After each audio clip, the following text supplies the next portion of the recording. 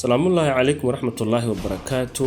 daawadayaasheeda qiimaha badan meel kastoo joogtaanba waa barnaamijkeennii Global Security. waxaynu ku soo qaadan doonaa aynu kaga jawaabi doonaa hal su'aal oo ah: suurtagal ma tahay in dagaal uu dhex maro waddanka Ruushka iyo waddanka Mareykanka, taasi oo ah khatarta adduunka ugu weyn ee dhici karta qarnigan la taagan yahay?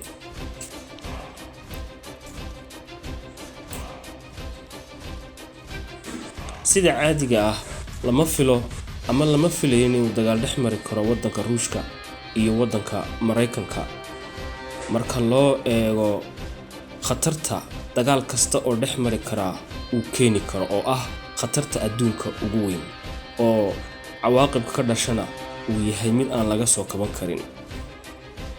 sida waxaa saadaalinayay aqoonyahanka xiriirka caalamiga ka dhiga jaamacadaha caalamka, cilmi-baarayaasha iyo aqoonyahanka ah aasaasayaasha iskuulada ama fikrad aqooneedada xiriirka caalamiga. si kastaba ha ahaatee, looma badinayo in uu dagaal dhex mari karo waddanka Ruushka iyo waddanka Mareykanka.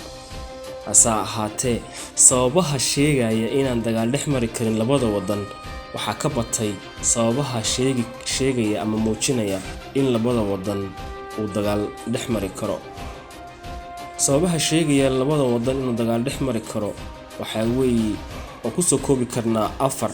ta koowaad waa fahanka waddanka Mareykanka uu fahansanaa siyaasadda arrimaha dibadda iyo siyaasadda gudaha ee waddanka Ruushka, taasoo ah in waddanka Ruushku uu wadamada jaarkiisa aanu ogolayn in lala xulufaysto, taasina ay keeni karto dagaal.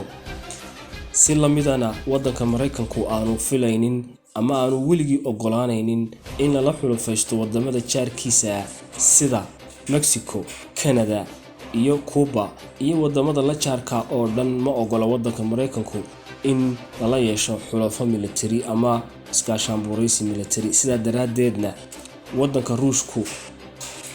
waddanka Mareykanku waa fahansanaa in waddanka Ruushka uu sidaas oo kale uu yahay.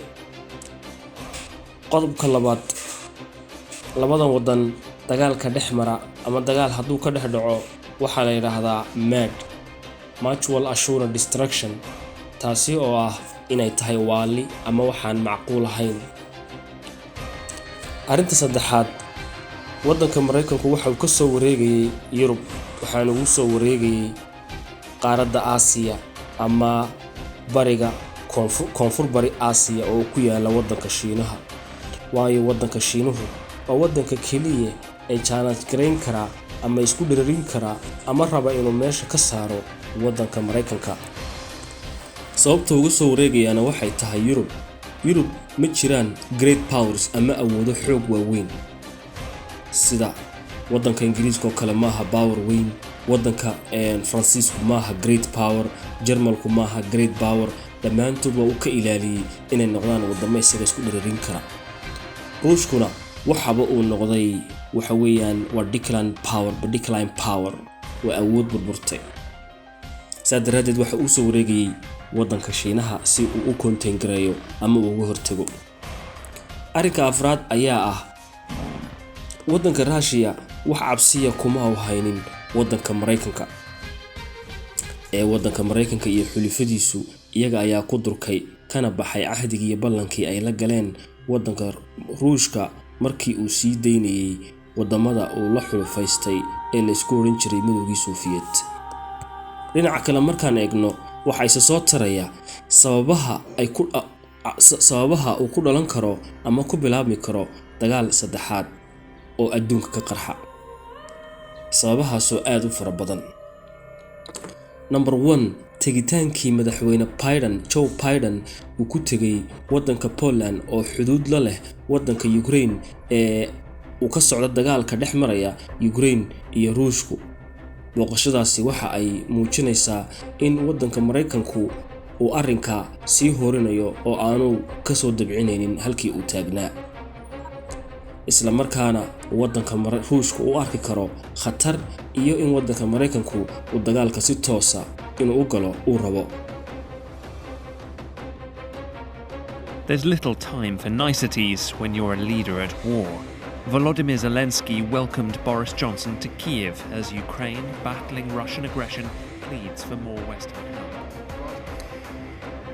Ra'iisul wasaaraha UK ee waddanka Britain isaguna waxa uu ka degay dhawaan oo uu booqday Kyiv, caasimadda waddanka Ukraine, taasi oo iyaduna khatar kale.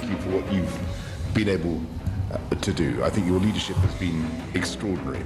And I think in what Putin has done in places like Bucha and in Irpin, his war crimes have permanently polluted his reputation and the reputation of his government. Tasaddexaad oo ah hubaynta ay hubaynayaan wadamada reer galbeedku waddanka Ukraine iyo in ay siiyaan dhaqaale ay ku gasho dagaalka iyo inay ka caawiyaan dhinaca sirdoonka si ay waddanka Ruushka iskaga caabiyaan.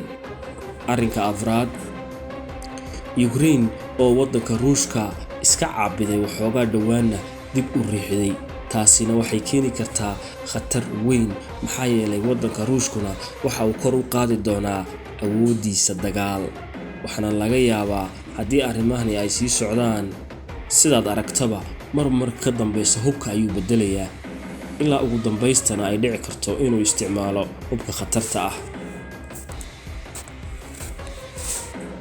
5 waxa ay indheeyeen oo ay dhawaanahanba la socdeen sida uu waddanka Ruushku ula dhaqmayo Ukraine, waxaanay arkeen in uu ula dhaqmayo si miyir qabta isaga oo raba inuu badbaadiyo dadka rayidka ah, isla markaa xataa askarta laftigeegana ugu baaqaya in ay isdiibaan, isla markaana ilaalinaya xuquuqul insaanka.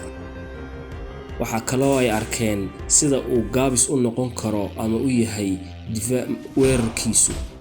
Saadaradeed mar hadday tijaabiyeen simirkiisa iyaguna waa ay sii korinayaan halka markii hore ay baqayeen ee ay islahaayeen malaha idinkana uu idinku dari doonaa. 6 siyaasadda waddanka Mareykanka ee ku wajahan waddanka Ruushka oo ah mid foolish ah oo ay ugu yeedhaan culimada xiriirka caalamiga foolish policy, taasoo loola jeedo in waddanka Ruushku aanu khatarba ku ahayn waddanka Mareykanka, Mareykankuna waxa uu Ruushka ku doontaaba ay tahay mid qalada isla markaana aanay dani ugu jirin waddanka Mareykanka iyo caalamka iyo Yurubba. 7 NATO oo ku guraysa ciidamo aad iyo aad u fara badan oo gaaraya ilaa 200,000 oo waddanka Mareykanka iyo wax ka badan 50,000 oo Yurubiyaan ah xuduudaha NATO ee dhinaca bariga ee ay leeyihiin Ruushka. taasina waxay muujinaysaa in la isku hub urursanayo. 8 khubarada caalamka ee dhinaca siyaasadda iyo dhinaca akademiyada dhammaantood waxa ay ka digayaan in uu dhici karo dagaal xoog weyni. waxaa ka koow ah Jack Frost Matlock ninka la yiraahdo oo ah ambassadorkii ugu dambeeyay ee waddanka Mareykanka u fadhiyay midowgii Soviet intii u dhaxaysay 1978 ilaa 1991. waxa uu sheegay in wadamadani ay ka boodeenba dagaalkii qaboobaa.